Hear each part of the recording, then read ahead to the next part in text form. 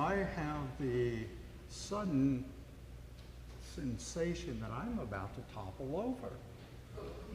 It's just kind of high up here, and I don't think I expected it. I should have test-driven this thing before I got you back. Came into it to preach. We have heard a remarkable gospel reading, and I will say to you how pertinent it is for a storm-tossed world like ours. How pertinent it is for the changes and chances that come to our lives pretty much every day. How pertinent it is for this community of faith, having grown more or less accustomed to a long pastorate, and now things feel unsettled. What does the future hold? How pertinent it is for this culture still reeling from the effects of COVID, and yet, you know, the pandemic is over, but the virus is not. It's still around here. How pertinent the reading is for our nation in a moment of serious political unrest. Storm-tossed, yep, that's kind of it.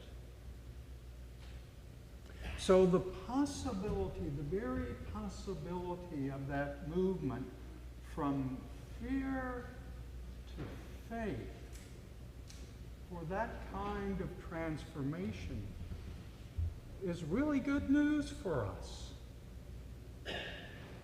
Does not fix everything in sight, but it makes it possible for us not to be afraid all the time.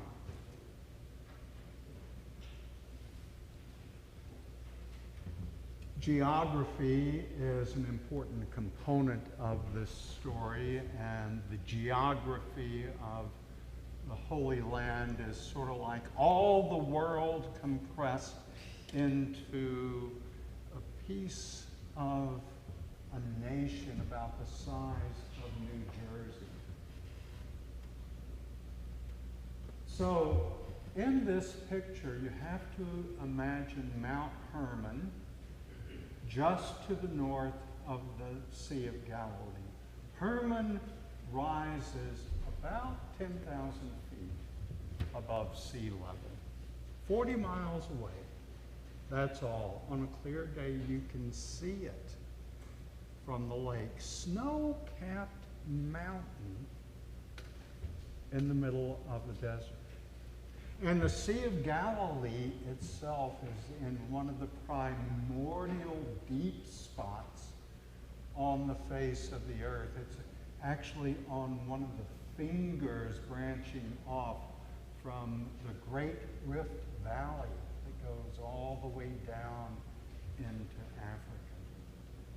The Sea of Galilee is 600 feet below sea level. Now, I will tell you that the heat and humidity at the Sea of Galilee is impressive.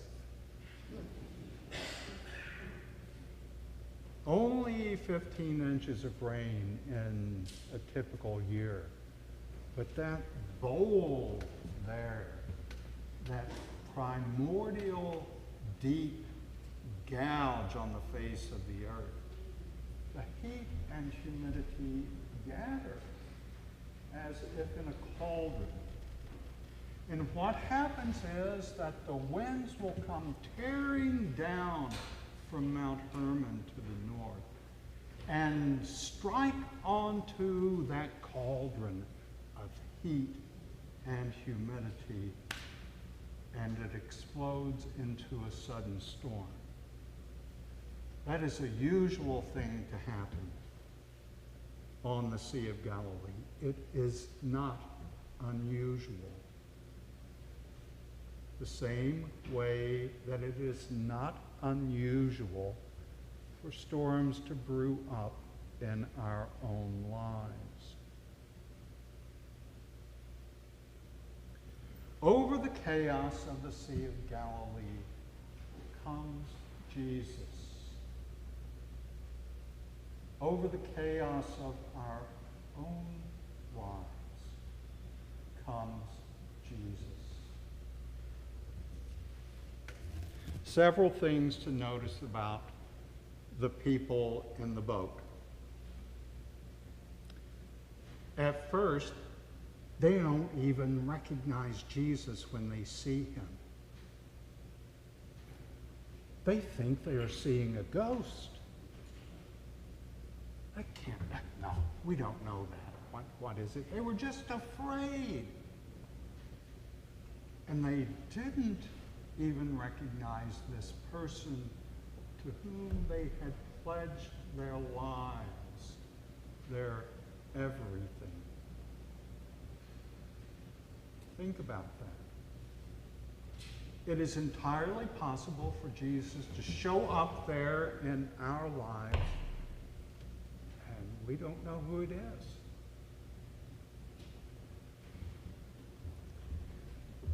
They are so afraid that they scream. They're so afraid in the boat that the only response that comes to them is to cry out.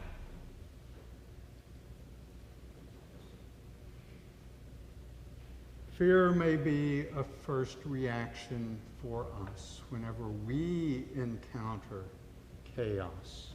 A natural reaction.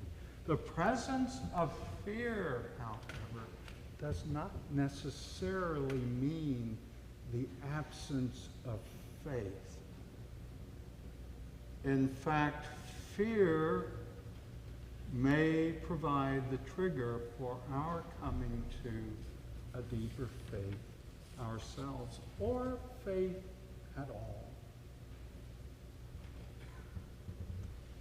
So finally, one of that bunch in the boat recognizes that it is Jesus. Peter, notice not always the sharpest knife in the drawer.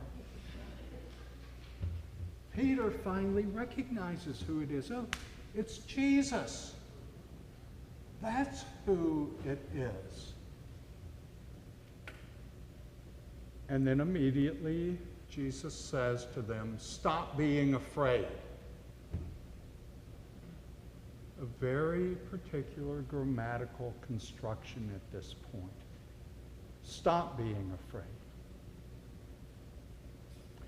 And then, a really odd thing, Peter asks Jesus to call him out onto the water.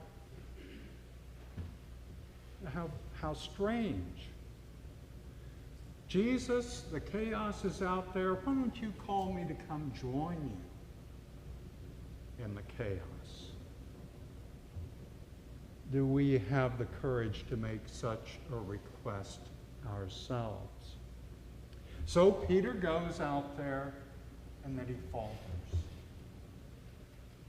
He sinks. He proves not as capable of walking on the water as the Lord of all. So he sinks. Of course he sinks.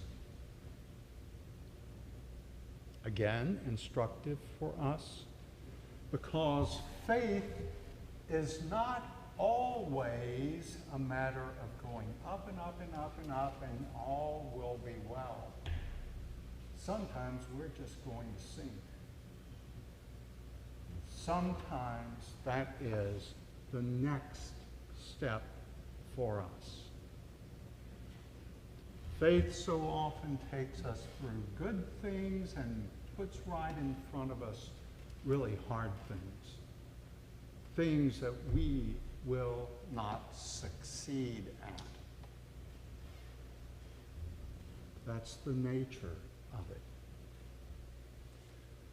So then, Peter's thinking, Jesus offers a word of chastisement, or is it a word of pity? Oh, Peter, how pathetic is your faith? How small it is.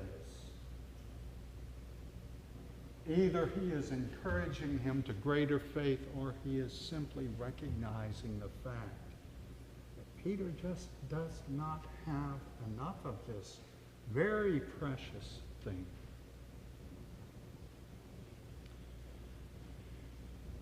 It's pretty easy to guess what those earliest Christian writers thought about when they came to this story about Jesus in a boat with the disciples on a stormy sea.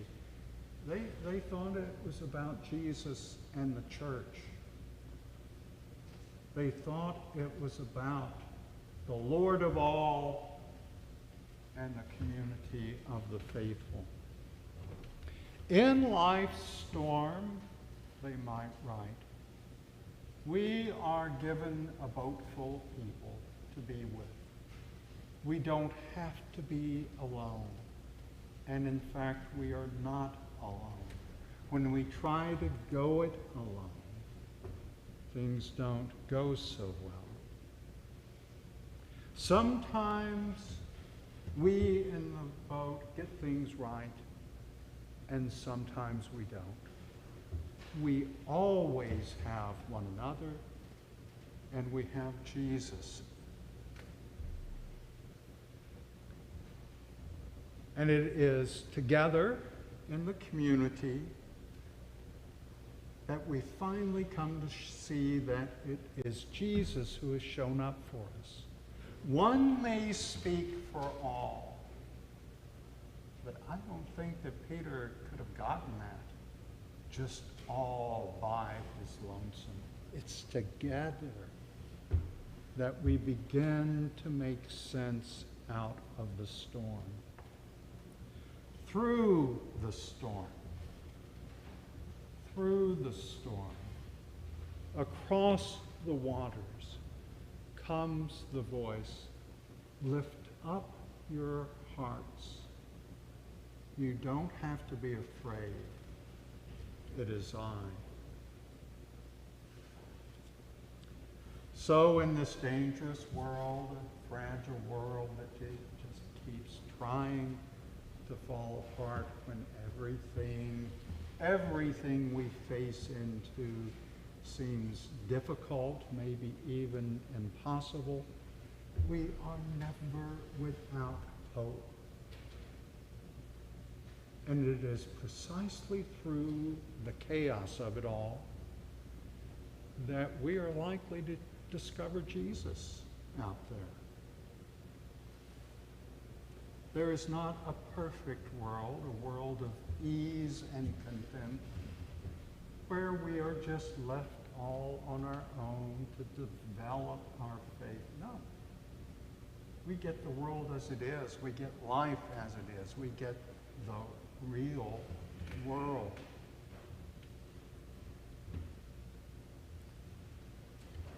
I think about a review article I read in the New Yorker years ago.